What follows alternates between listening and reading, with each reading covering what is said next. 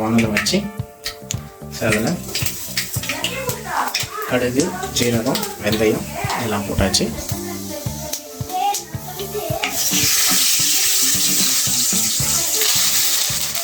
கருவேப்பிலை போட்டாச்சு.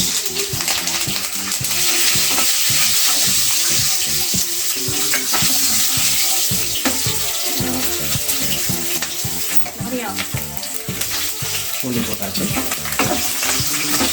அடுத்தது வெங்காயத்தை போட்டுக்கலாம்.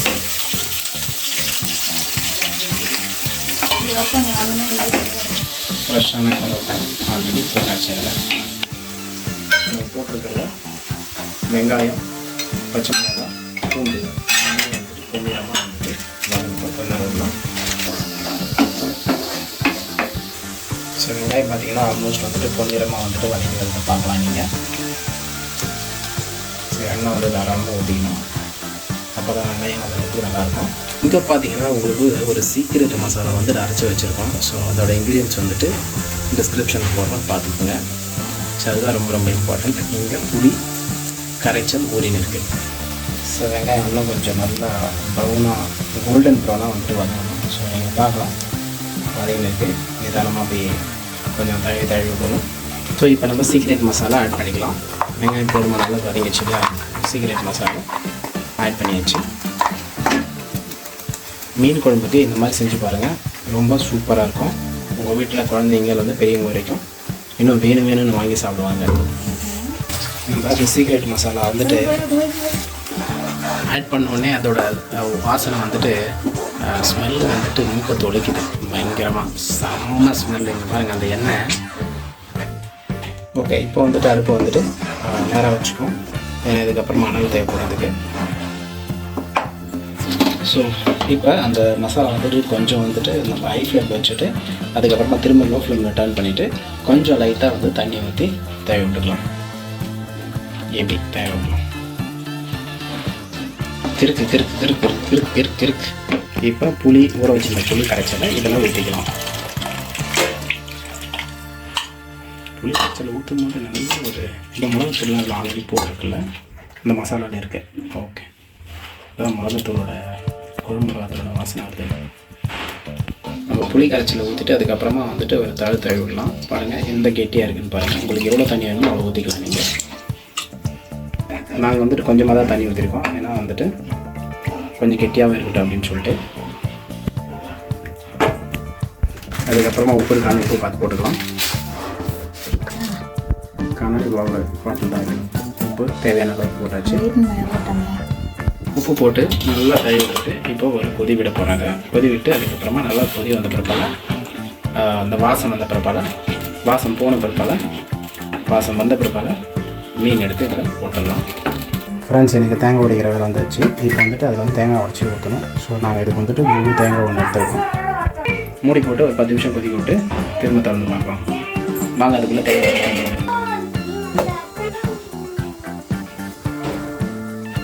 சூப்பராக இருக்குது.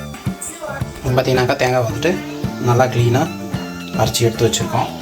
அடுத்தது வந்து குழம்பு வந்து நல்லா கொச்சி வந்துருக்கு. ஸோ கொச்சி வந்த பிறகு தான் நம்ம மீன் போட போகிறோம். ஏன்னா வந்துட்டு அது நல்லா எண்ணெய் பிரிஞ்சு வரணும். அப்படியே வெளியிலேருந்து பார்த்தா தெரியும் உங்களுக்கு. கொதிக்கிறது நல்லா கொதிக்குது. திறந்து பார்க்கலாம் எந்த அளவுக்கு வச்சுருக்கு, எண்ணெய் பிரிஞ்சு வந்திருக்கான்ட்டு. ஸோ வந்தவுடனே நம்ம மீனை போட்டு அதுக்கப்புறமா தேங்காய் கொஞ்சம் ஊற்றி கொதிக்க வச்சு இறக்கிடலாம். வாவ்,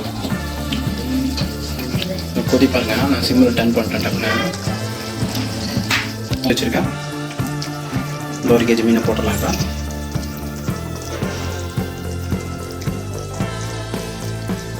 இப்போ காமி பண்ணி ஓகே.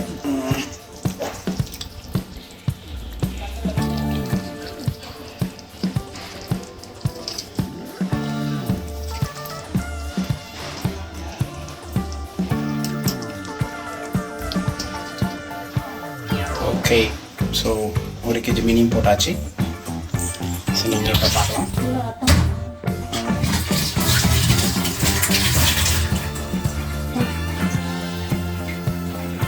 குழையாத அளவுக்கு இப்போயே வந்துட்டு திருப்பி விட்டுருங்க.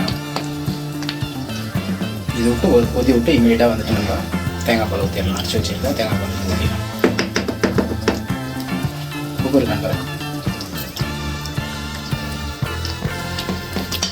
வந்திருக்காங்க. அப்படியே நீங்கள் கிட்ட பார்த்தீங்க க்ளோஸ்அப்பில் காமிக்கிறாங்க பாருங்கள் எப்படி கொதிக்குது. அந்த சவுண்டு மட்டும் பாருங்கள். நல்லா இருக்குங்களா சவுண்டே? பபுள்ஸ் கொதிக்கறி குழம்பு அது கொதிக்கு அந்த மாதிரி கொச்சின் இருக்குது. மீன் குழம்பு இல்லை மாங்கனி சமையல் அப்படின்ற அந்த ஆண்டியோட சமையல் வீடியோ பார்த்தா பண்ணிடுவோம். நல்லா வந்துச்சுனாக்கா ஓகே, நல்லா வரலனாக்கா பார்க்கலாம். கமெண்ட் பண்ணுங்கள் நீங்களும். மீன் போட்டு இது வேணாம் வேணாம் கரைசல் போல மீன் வந்துட்டு ஒரு 70% வந்துட்டு பாயில் ஆகும் இது பண்ணுறோம். ஸோ இப்போ பார்த்தீங்கன்னாக்கா மூடி போட்டாச்சு. ஸோ மூடி போட்டு கொஞ்ச நேரம் கொதிக்கிட்டோம். அதுக்கப்புறமா வந்துட்டு நம்ம அரைச்சி எடுத்து வச்சுருக்கேன் தேங்காவை ஊற்றிடலாம். இந்த தேங்காய் இப்போ எப்படி ஆயிடுச்சு.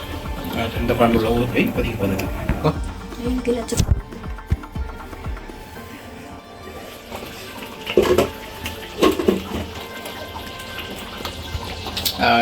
அங்கே பாரு இங்கே பாரு இங்கே பாரு அந்த எண்ணெய் வந்துட்டு பிரிஞ்சு அப்படியே வந்துருக்கு தெரியுதுங்களா?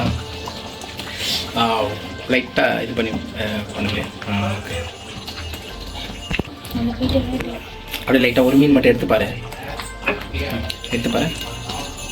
பழுத்தோம்.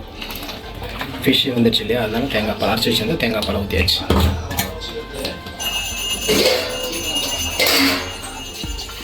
லுக்ஸ் லைக் பட்டர் சிக்கன் மாதிரி இருக்கு. தேங்காய் பால் வெள்ளையாக இருக்கிறதுனால மீன் வந்துட்டு ஒரு முடியாது. இது இந்த மீன் அப்படியே ஒரு கொதி விட்டு அரைக்கணும் இப்போ. ஓகேவா?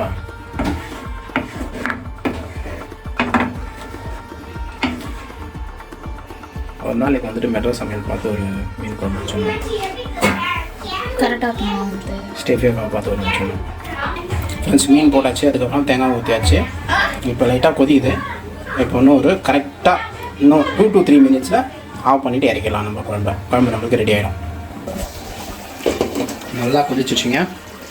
இப்போ ஸ்டவ்வை ஸ்லோ பண்ணிவிட்டு லைட்டாக கறிவேப்பிலை போட்டு இறக்கிடலாம். பார்த்தா தெரியும் உங்களுக்கு. வேறு தடவி விட்டு போகிற குழம்பு லைட்டாக. எஸ்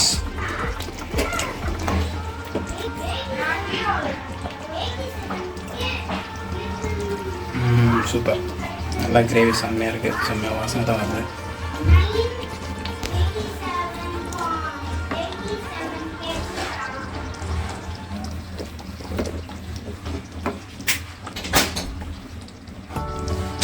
சூப்பராக வந்துருக்கு. திங்கி இறங்கிட்டு சாப்பிட ஆரம்பிச்சிடலாம்னு நினைக்கிறேன். ஓகே இப்போ ஒயிட் ரைஸ் ரெடி ஆகிடுச்சா? உங்கள்கிட்ட ஒயிட் ரைஸ் இருக்கா? ரெடியாக இருக்கா? ஓகே ஒயிட் ரைஸ் இருக்குது. இப்போ போட்டு மீன் குழம்பு போட்டு சாப்பிட்டு எப்படி இருக்குன்னு சொல்லுவாங்க. அருமையான பாம்லெட் ஃபிஷ் குழம்பு ரெடி. ஸோ வாங்க எப்படி இருக்குன்னு சொல்லிட்டு டேஸ்ட் பண்ணி பார்க்கலாம். ஒயிட் ரைஸில் போட்டாச்சு. நல்ல வாசனையாக மனமாக இருக்குது. இப்போ சாப்பிட்டு பார்த்து எப்படி இருக்குது, டேஸ்ட் இருக்குது, புளிப்பாக இருக்கா இல்லை காரமாக இருக்கான்னு சொல்லலாம். இருங்க. ஸோ அருமையாக தரையில் உட்காந்தே சாப்பிட்லாம். நம்ம எப்படி இருக்கு பாருங்க, எப்படி இருக்கு பார்க்கலாம். இங்கே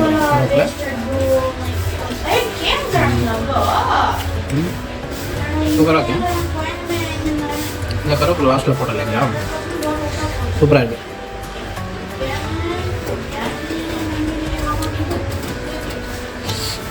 செம சூடு.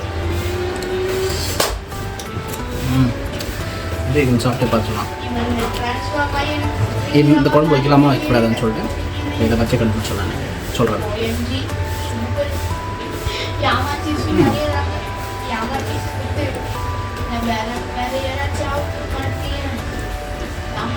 முள் நல்லா இருக்குது. குழம்பு சூப்பராக இருக்குது.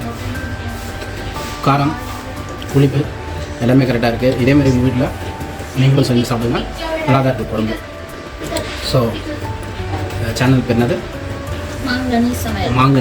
அந்த அக்காவுக்கு ஒரு தேங்க்ஸ். நல்லா தான் இருக்குது. சூப்பராக ஒயிட் ரைஸ்.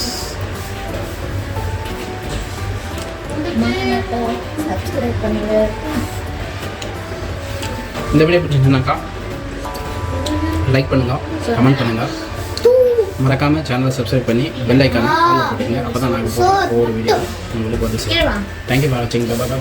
பாய். மறக்காம